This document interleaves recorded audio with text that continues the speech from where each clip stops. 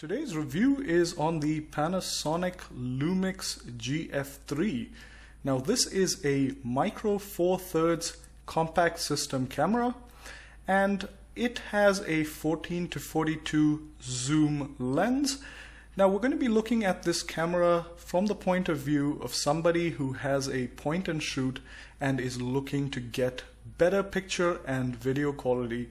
So let's take you through this camera and tell you a little bit about it. So this is what comes in the kit, and as you can see, there is the camera body itself, there is the battery charger, the 14-42 zoom lens. That is the lens hood. This is great for shooting in daylight. You have the audio video cable, you have the USB cable, the shoulder strap that attaches to the camera body, two lens covers for either side of the lens, and that is what you get with this kit. Let me show you a few of the features on the camera body itself. On the left, top left, you have the microphone, which is a mono microphone. You have your flash in the middle, the intelligent auto button here, your shutter button there, a dedicated movie button, which is really good so you can start taking video without switching modes, an off and on button up here, which is pretty standard on most cameras. Now when you look at the camera touchscreen face itself, you have the 3-inch touchscreen, you have the flash open button, which I'll show you in a minute. You also have the movie or picture view button up here, which is great to see what you've just shot. You have a toggle button, or a toggle wheel rather, with dedicated buttons. So this actually press in, all these buttons press in to select the white balance or other different options. It also comes with a quick menu option, which is a very standard Panasonic feature where you can access some of the menu items that you want. Now when you look at the right hand side of this camera, you have the HDMI port on the right hand side. You open it up and that reveals the HDMI port, which you can use to connect the camera to your HD TV to view movies that you're shooting and view them live. It also has your standard USB connector, which helps you transfer pictures and videos to your computer. Now on the left hand side, there's nothing except the strap holder or the strap connector. On the bottom of the camera you have the tripod mount, which is your regular 1/4" 20 tripod mount, and the battery compartment. We have the battery and the SD card already inside, and I'll open it up for you, and as you can see, the battery and the SD card are in there. The SD card slots in there, and this is the battery itself. So I'm going to close that up.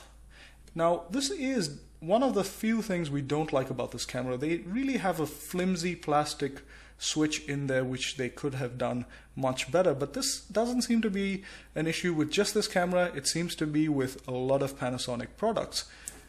In the front of the camera you can see the lens cover and the lens itself.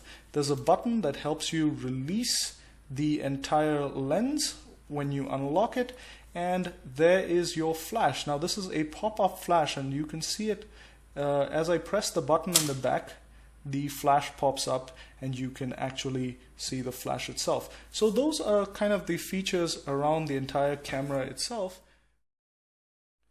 The best part about this camera is what you see in there, that pinkish color, that pinkish bluish shade that you can see, and that is the camera sensor itself. Now the sensor is a micro 4/3 sensor, which means it's not as large as a DSLR sensor, but it's a whole lot better than the point and shoot you currently own. It's almost over 5 times larger than the sensors on most point and shoots, which means that each pixel has much more detail than your point and shoot would otherwise have. So what this means is it'll have much richer colors, much more detail on your subjects, and it'll overall produce great pictures. So this is one of our favorite things on this Lumix GF3. The camera has 8 different shooting modes. The first mode is the IA mode. This is the mode we recommend for most people starting out. This mode, the computer chooses a lot of the factors for you based on what it feels about the specific shot you're about to take. It also has the IA Plus mode, which is slightly more advanced, and the computer makes more advanced decisions for you regarding the shot. The P mode is what most people will be using as they move away from the intelligent auto settings. It helps you make a few adjustments, but not all of them are manual. Some of them are still chosen by the computer. In the aperture priority mode, you can adjust the size of the aperture to suit the kind of picture you're looking to take, but the computer adjusts the shutter speed for you. In the shutter priority mode, the shutter speed can be controlled, so you can take either very fast moving objects or objects that are stationary and you want a slower shutter speed. So this helps you modify the shutter speed without having to worry about the aperture size. The manual mode allows you to adjust both the shutter speed and the aperture on the camera.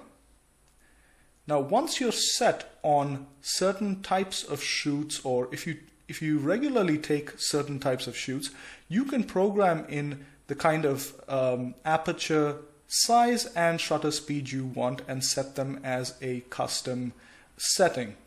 It also has the scene mode and the creative control mode. Now, the creative control mode allows you options such as sepia and black and white, just for a few creative effects, but we really doubt whether people will be using these features at all. Now, how you toggle through this menu is you use the track wheel on the side. As you can see, the track wheel allows you to track through these options. You can also use the touchscreen, but we've kind of prefer the track wheel's movements for this. The camera has 5 different autofocus modes.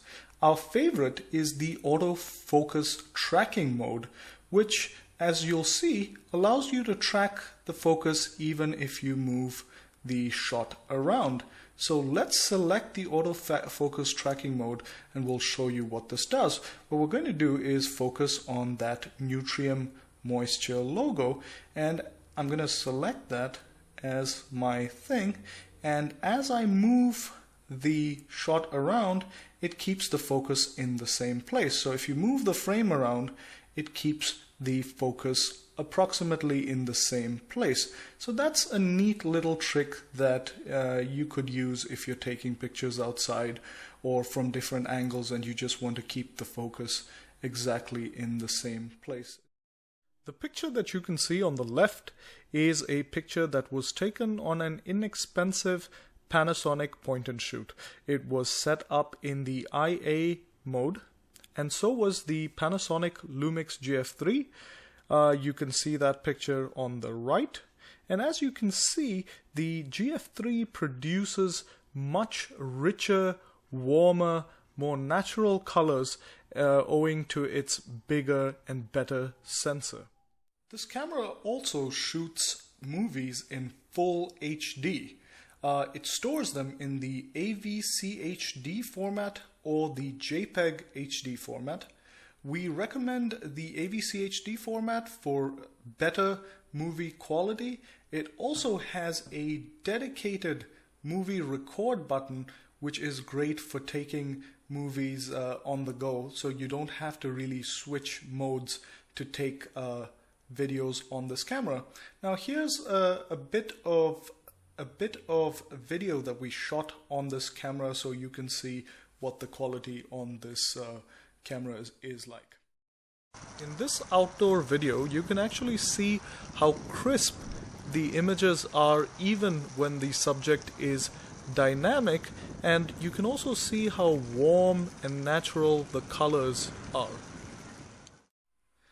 Our overall opinion about the Lumix GF3 from Panasonic is that it is great value for the money. It's compact, so you can carry it around. It's not as bulky as a DSLR, yet it takes great pictures when you compare it to your old point and shoot. It also takes full HD videos which are really clear and crisp, and it offers you the option of installing different lenses if you should choose to do so. This isn't great for professional photographers, but it's a great camera for those people looking to upgrade from a point and shoot. If you like this review, please subscribe to our YouTube channel by hitting the subscribe button above. I've also included the link to this product on Amazon.com if you'd like to buy it, and that's in the description section below. Now, thank you for watching. This has been a review from reviewlamp.com, and hope to see you guys next time. Bye-bye.